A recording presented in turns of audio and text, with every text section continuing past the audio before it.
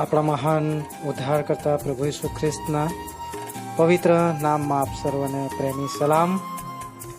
5 રોટલી અને 2 માછલીઓથી તૃપ્ત થયેલી મોટી જનમેદની પ્રભુ ઈસુ ખ્રિસ્તને શોધ કરી રહી હતી, કારણ કે તે ભોજનને કારણે તેઓ પ્રભુ ઈસુ પાસે આવવા ચાહતા હતા.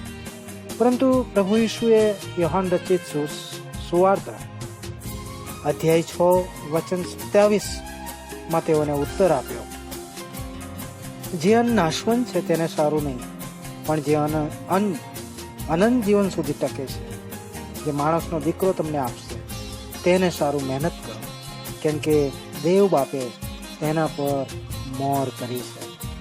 મનુષ્ય જાત કેવળ રોટલીથી નહીં, પરંતુ દેવના મુખથી નીકળતા હરેક વચનથી જીવે છે.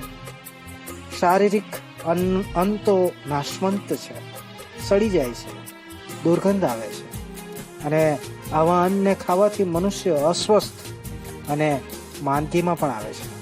પરંતુ અનંતકાળ ટકનારું અન્ન, પરમેશ્વરનું વચન, સુવાર્તાનો સંદેશ એ મનુષ્યને અનંત જીવન આપે છે.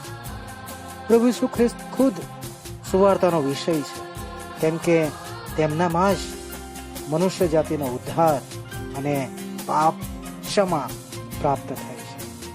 જે કોઈ સુવાર્તા પર વિશ્વાસ કરે છે અને પ્રભુ ઈસુ ખ્રિસ્તને પોતાના પ્રભુ અને મુક્તિદાતા અંગીકાર કરે છે, તો તે ઉદ્ધાર પામે છે.